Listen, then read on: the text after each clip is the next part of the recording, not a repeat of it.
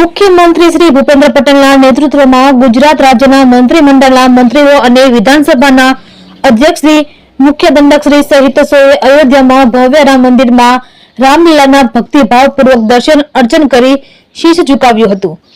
મુખ્યમંત્રીશ્રીએ નાગરિકોની સુખાકારી અને ભારતના સર્વોત્તમ વિકાસ માટે પ્રાર્થના કરી હતી.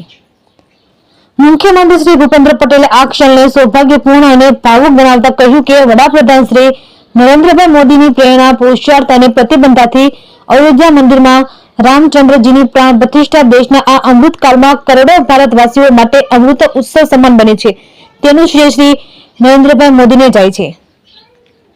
મુખ્યમંત્રીશ્રીએ અયોધ્યા રામ મંદિરના દર્શન પૂજન બાદ પોતાના પ્રતિભાવ પ્રચાર માધ્યમો સમક્ષ વ્યક્ત કરતા જણાવ્યું હતું કે વડાપ્રધાન શ્રી નરેન્દ્રભાઈ મોદીના યશસ્વી નેતૃત્વમાં પ્રાચીન પાવન નગરી અયોધ્યામાં ભગવાન શ્રી રામની અલૌકિક પ્રાણ પ્રતિષ્ઠાએ દેશમાં નવા કાળચક્રના ઉદ્ભવનો ઉદ્ઘોષ કર્યો છે.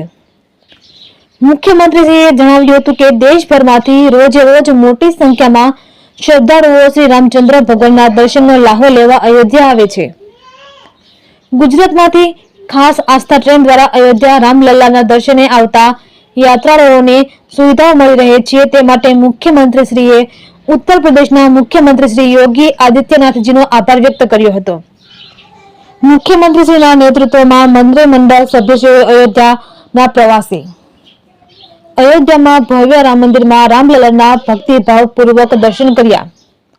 રાજ્યના મંત્રીમંડળના મંત્રીશ્રીઓ અને વિધાનસભાના અધ્યક્ષ શ્રી મુખ્ય દંડક શ્રી જોડાયા. નાગરિકોની સુખાકારી અને ભારતના સર્વોત્તમ વિકાસ માટે પ્રાર્થના કરી. અયોધ્યા રામ મંદિરમાં દર્શન પૂજન બાદ પોતાના પ્રતિભાવ પ્રચાર માધ્યમો સમક્ષ વ્યક્ત કર્યા. વડાપ્રધાન શ્રી નરેન્દ્રભાઈ મોદીની પ્રેરણા, પુરુષાર્થ અને પ્રતિબદ્ધતાથી અયોધ્યા મંદિરમાં રામચંદ્રજીની પ્રાણ પ્રતિષ્ઠા અમૃતકાળમાં કરોડો ભારતવાસીઓ માટે અમૃત ઉત્સવ સમાન બની છે, તેનું શ્રેય શ્રી નરેન્દ્રભાઈ મોદીને જાય છે. રિપોર્ટર પ્રતિક સાવલિયા, અમરેલી.